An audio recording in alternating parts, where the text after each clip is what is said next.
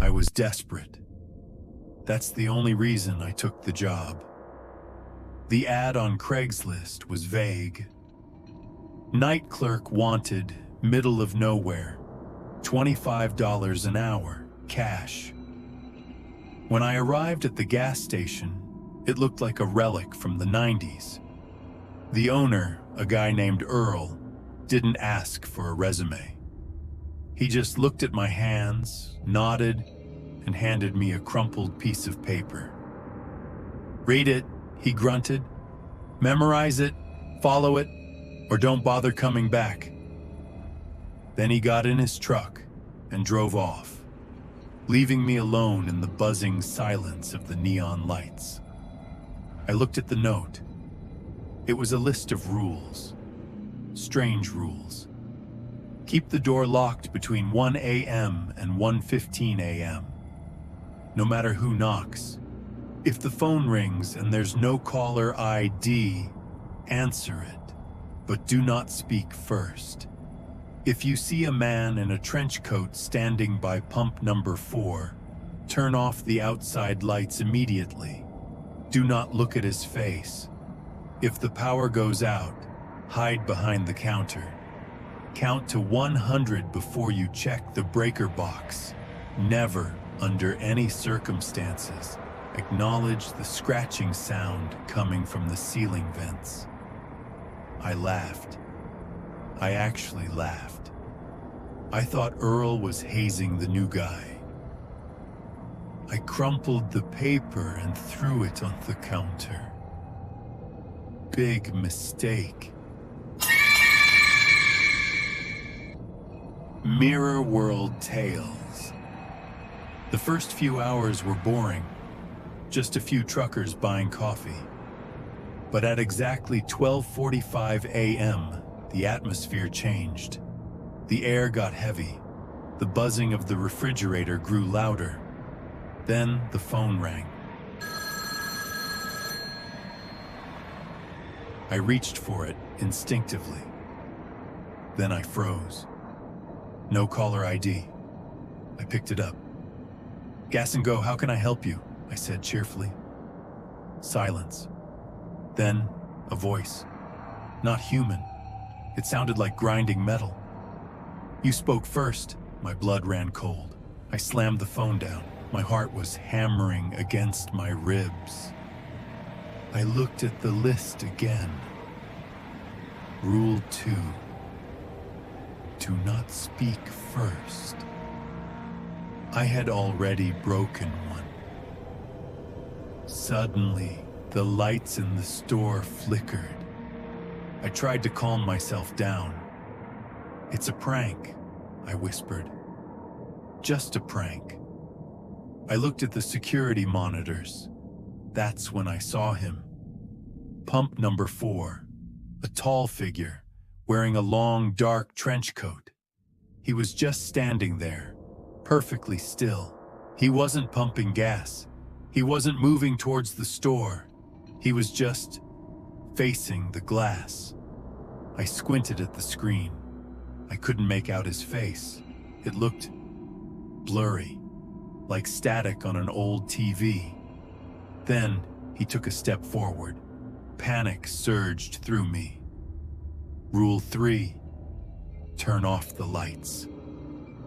I scrambled for the switch panel under the counter. My hands were shaking. I flipped the switch labeled exterior. The parking lot plunged into darkness. I held my breath, crouching behind the counter. I watched the monitor. The figure was gone. But then I heard it. On the glass front door. I didn't look. I didn't move. I just prayed.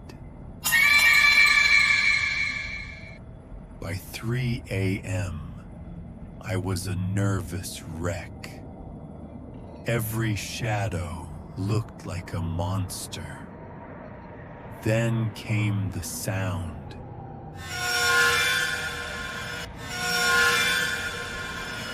It was coming from directly above my head, inside the ventilation shaft.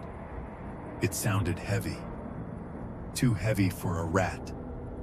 It sounded like long fingernails dragging across sheet metal.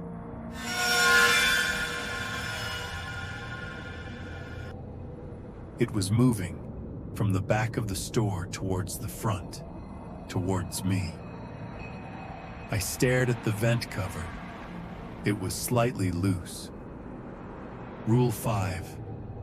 Never acknowledge the scratching. I wanted to scream. I wanted to grab the broom and bang on the ceiling, but I remembered the phone call. I remembered the man at the pump. I put my headphones in.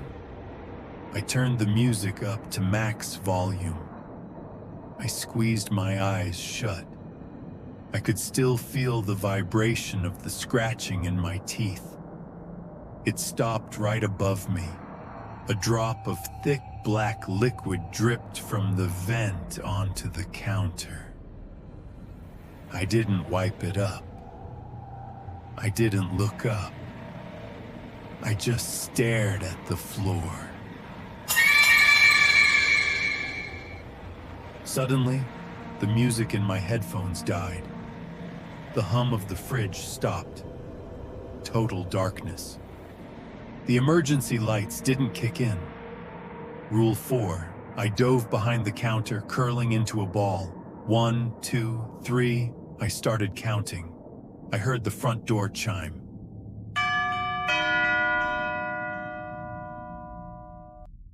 Someone was inside, but the door was locked. I had locked it myself. I heard heavy footsteps, wet, slapping footsteps on the linoleum floor. 25, 26. The footsteps stopped right in front of the counter. I could smell something, like rotting meat and old gasoline. I heard breathing, raspy, wet breathing. 50, 51. Something brushed against my hair. I bit my hand to stop from screaming. Tears were streaming down my face. 99. 100. The lights snapped back on with a blinding flash. The store was empty. The door was still locked. But on the counter, right where I had been hiding, was a muddy handprint with 6 fingers. I quit the next morning. I didn't even wait for Earl. I just left the keys on the counter and drove until my tank was empty. I never went back to that town.